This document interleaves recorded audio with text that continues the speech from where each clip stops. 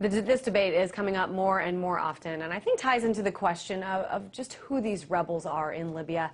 It's difficult, of course, to study them now in the midst of the fighting, but investigative journalist Webster Tarple says we can get some clues from history. And Webster, you talk about this study that was done back in 2007 by West Point. It basically looked into the background of some of the guerrilla fighters crossing the border from Syria into Iraq. Talk about what was learned in that study and how it relates to today. The story, as you say, is that in about 2007, the U.S. forces captured the Al Quaeda personnel files in that critical Syria-Iraq border area.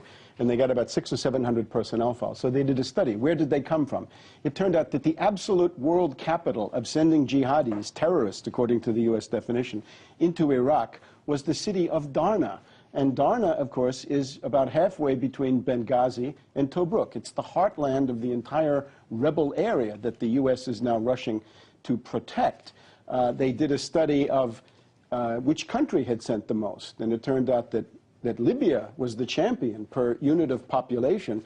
Libya beat Saudi Arabia, the closest contender, by almost 2 to 1. And of the Libyans who had gone in, again, all from this northeast Cyrenaica area, Benghazi, Darna, Tobruk, the ones who had gone to Iraq, 85% of them were suicide bombers. They indicated their preference on their card. Now, this is more than just speculation. Readers of the London Daily Telegraph on Saturday, and indeed of the Italian business paper Il Sole 24 Ore, a couple of days before that, can find an interview with the commander of Darna. His name is Hasidi, and he is a former U.S. POW, Admiral Stavridis. If he's looking for flickers, he ought to look in his own records of people who have been held by the U.S., either in Pakistan or maybe at Guantanamo Bay. Hasidi was captured by the U.S. as a jihadi, was held by the U.S., and he's now the commander of Darna. He says he sent 25 fighters to Iraq and Afghanistan. How many U.S. forces did they kill, those people that we're now supposed to defend? I know you've made a couple different historical connections here. Another one, you talk about President Reagan arming the Afghan Mujahideen. You say that this is not so far off from what's going on with the rebels in Libya right now, with the weapons coming in from Saudi Arabia, coming in from Egypt.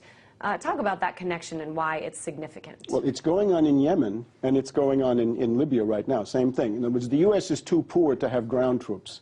So we can send in some air cover, but the infantry of the U.S. is now Al Quaeda, or Libyan Islamic Fighting Group, to be precise, which merged with Al Quaeda. Go back to 1995, the David Shaler affair. This was a defector, a whistleblower from MI5, who said that MI6 had paid a Al Qaeda organization in Libya 100,000 pounds to try to kill Gaddafi, and that was linked to the last insurrection in 95-96, precisely from Benghazi and Tobruk. So if Al Qaeda is enemies with Gaddafi, does that make, in this situation, Al Qaeda our friends? Absolutely not. Suppose you get these crazies, because that's the only way to put it, psychotics, fanatics, misfits, terrorists, whatever they are. You're going to give them modern arms. You're going to give them a slice of those $32 billion. You're going to give them the oil revenue. They'll create a terrorist power that will go wild across the world. Governments around the world need to ask the United States, what are you doing arming and promoting al-Qaeda fighters in those areas of Libya? The other angle on this is the tribal makeup. In other words, it's primarily the Harabi and the Obeidat tribes that go with al-Qaeda. That's the Libyan Benghazi Rebel Council. Those people are racists. They hate black people. And you've noticed there have been atrocities by the rebels against black Africans and against black Libyans. If you were from Mali or from Chad and you were in Benghazi, Darna, Tobruk, you had a very good chance of being slaughtered, literally lynched in many cases. Of the Gaddafi tribes, the pro-Gaddafi tribes being the Kaddafa, the Magahira, the Wafala, and the Fezan. The Fezan are black or very dark. They might be massacred. If that rebel army gets into western Libya, we're going to have a genocide of black people presided over by Obama and Susan Rice. So you're saying, to one extent, there's a chance that the rebels that are getting armed right now with the help of U.S. allies. You're saying that there's a chance that as this goes down the road, that they could start hanging people from the sides of the road, just as Gaddafi did. They've already done it. In other words, the reporting was all slanted against Gaddafi, but the black Africans were lynched by the rebels when they took over in those areas. So it's supposedly an intervention to protect civilians, and it's preparing a genocide, similar to the Bay of Pigs, right? Remember that the CIA sent a secret army into Cuba in 1961, and they failed, just as these Libyans have failed. Allen Dulles went to Kennedy and said, give me airstrikes and give me ground forces. Kennedy said, no, I won't, and you're fired.